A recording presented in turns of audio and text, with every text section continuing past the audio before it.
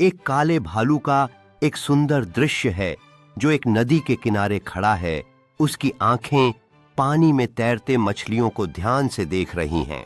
भालू ने अचानक अपने पंजे को पानी में डाल दिया और पानी के छींटे चारों ओर उड़ने लगे, लेकिन मछली चकमा देकर कूद गई।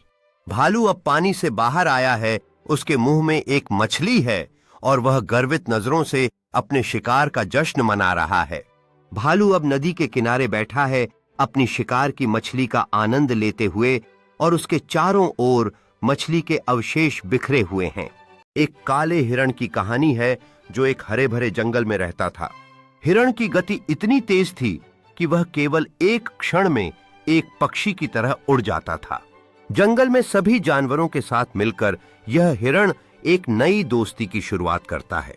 एक दिन जब वह जंगल में घूम रहा था, उसे खतरे का एहसास होता है और वह तुरंत भागने लगता है। हिरण अपने शिकार से छिपने के लिए झाड़ी में छिप जाता है और अपनी जान बचाने की कोशिश करता है।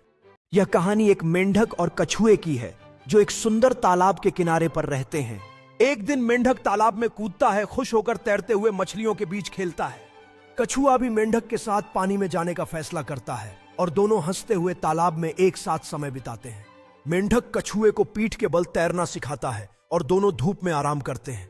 सूरज ढलने लगता है और तालाब पर सुनहरी रोशनी फैल जाती है, जिससे दोनों दोस्तों की मित्रता और मजबूत होती है।